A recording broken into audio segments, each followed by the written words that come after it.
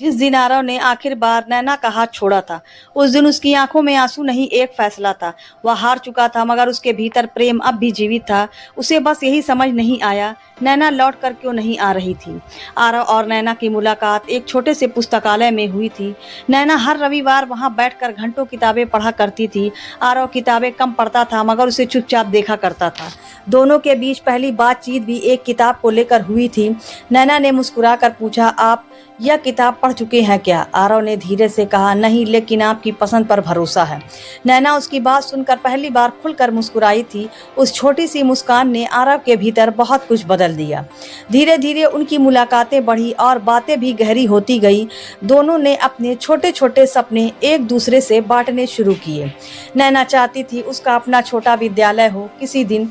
आरव चाहता था मेहनत करके अपने परिवार को सुखी रखो। उनका प्रेम दिखावे से दूर बहुत साधारण और सच्चा था। आरव हर बार नैना की छोटी जरूरतों को पहले समझता था। नैना भी आरव के कठिन दिनों में उसका साहस बनती थी। दोनों को लगता था साथ रहेंगे तो हर कठिनाई छोटी होगी। एक शाम नैना बहुत चुपचाप आरव के पास बैठी थी। आरव ने पूछा, आज तुम्हारी आंखों में इतनी उदासी क्यों है? नैना ने सिर झुकाकर कहा, घर में मेरी शादी तय कर दी। यह सुनकर आरव के भीतर जैसे अचानक सब कुछ रुक गया।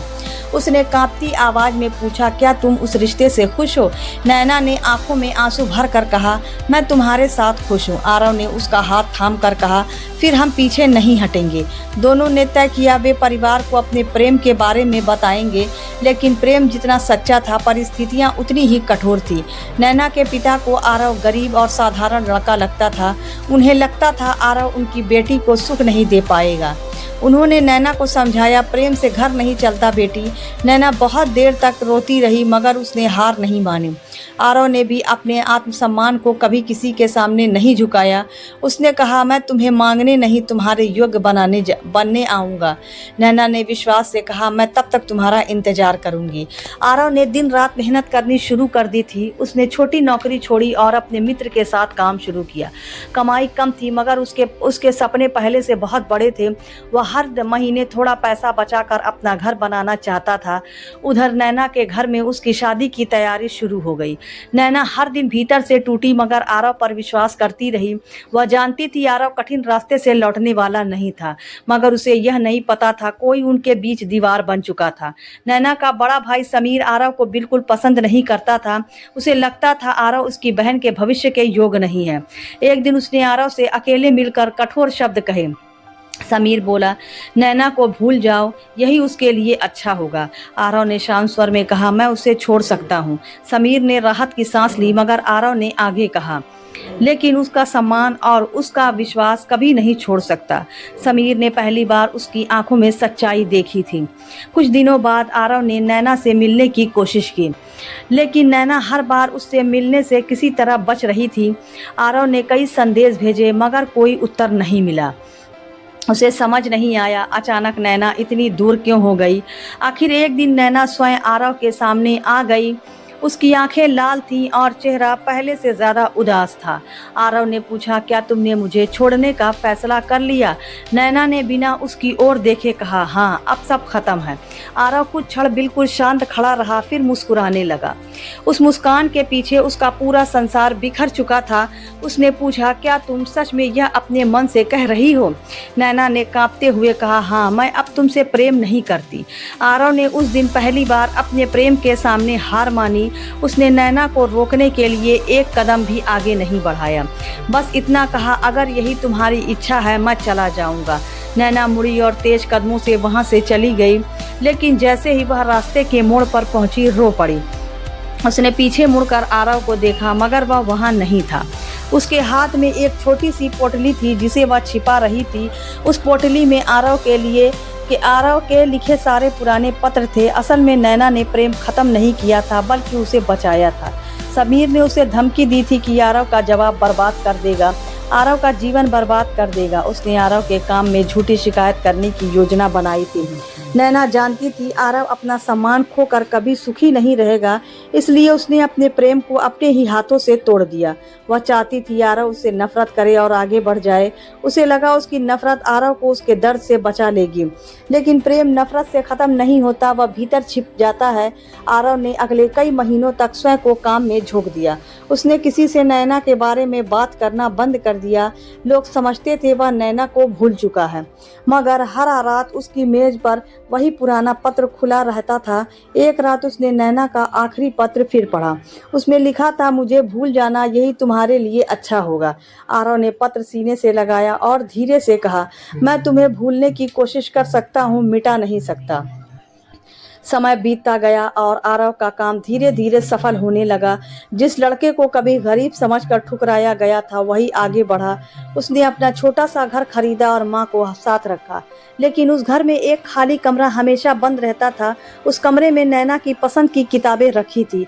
आरव ने कभी उन्हें हटाया नहीं और कभी किसी को बताया नहीं।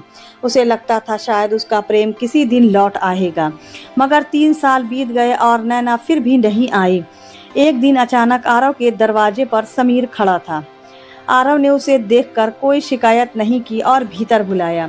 समीर की आंखों में पहली बार अपराध बोध साफ दिखाई दे रहा था। उसने कांपती आवाज में कहा, मुझे तुमसे कुछ कहना है। आरव ने शांत होकर पूछा, क्या नैना ठीक है? समीर ने कहा, वह ठीक है, लेकिन तुम्हारे बिना खुश नहीं है। आरव की आंखें भर आई, मगर उसने तुरंत नजरें झुका ली। उसने पूछा, फिर उसने मुझे सच क्यों नहीं बताया? समीर ने सिर झुकाकर कहा, क्योंकि गलती मेरी थी।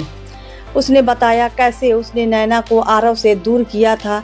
उसने यह भी बताया नैना ने आरव की रक्षा के लिए झूठ बोला। आरव सुनता रहा, मगर उसके भीतर वर्षों का दर्द जाग गया। समीर ने कहा, नैना आज भी तुम्हारे नाम की चीज़ें संभालती है। उसने विवाह नहीं किया क्योंकि उसका विश्वास तुम पर था। मैंने तुम्हें अलग किया, लेकिन वह आज भी तुम्हें चाहती है। आरव की आंखों से आंसू निकल आए और वह चुप हो गया। कुछ देर बाद उसने पूछा, अब वह कहाँ है? समीर ने कहा, वह उसी पुराने पुस्तकालय में तुम्हारा इंतजार कर रही है। आरव ने कुछ नहीं पूछा और तुरंत घर से निकल पड़ा। 3 साल बाद उसके कदम फिर उसी रास्ते पर थे।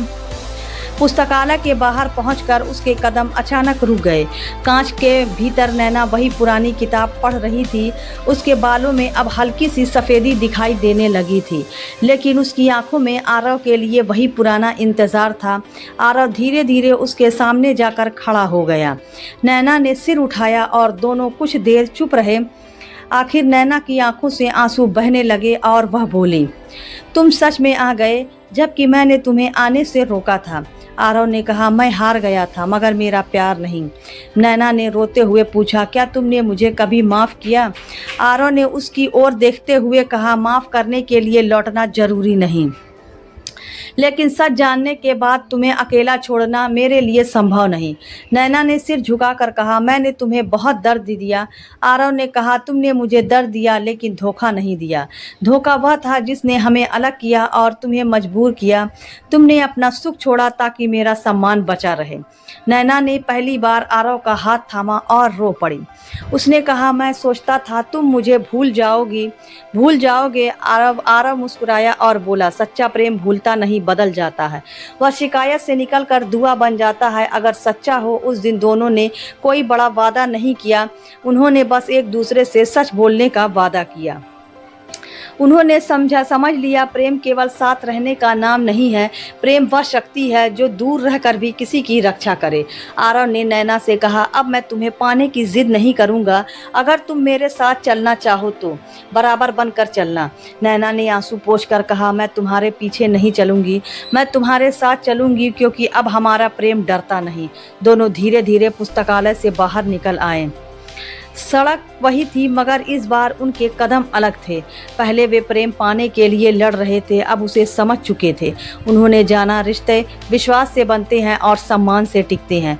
आरव ने पीछे मुड़कर उस पुस्तकालय को आखिरी बार देखा। उसे लगा वही उसका प्रेम शुरू हुआ था और वही लौट आया। जिस प्रेम को वह 3 साल पहले हार चुका समझ बैठा था, वही प्रेम आज उसे फिर उसके जीवन का अर्थ दे रहा था। उसने मन ही मन कहा, मैं हार गया था, लेकिन मेरा प्यार नहीं। क्योंकि सच्चे प्रेम की सबसे बड़ी पहचान उसका अधिकार नहीं होता, उसकी पहचान होती है कठिन समय में भी दूसरे का सम्मान करना, और कभी कभी प्रेम पाने से ज़्यादा ज़रूरी उसे सही समय देना होता है। समापन संदेश: सच्चा प्रेम वही है जो टूट कर भी सम्मान बचाए, जिसमें विश्वास जीवित रहे। वही दूरियां भी प्रेम नहीं मिटा सकती।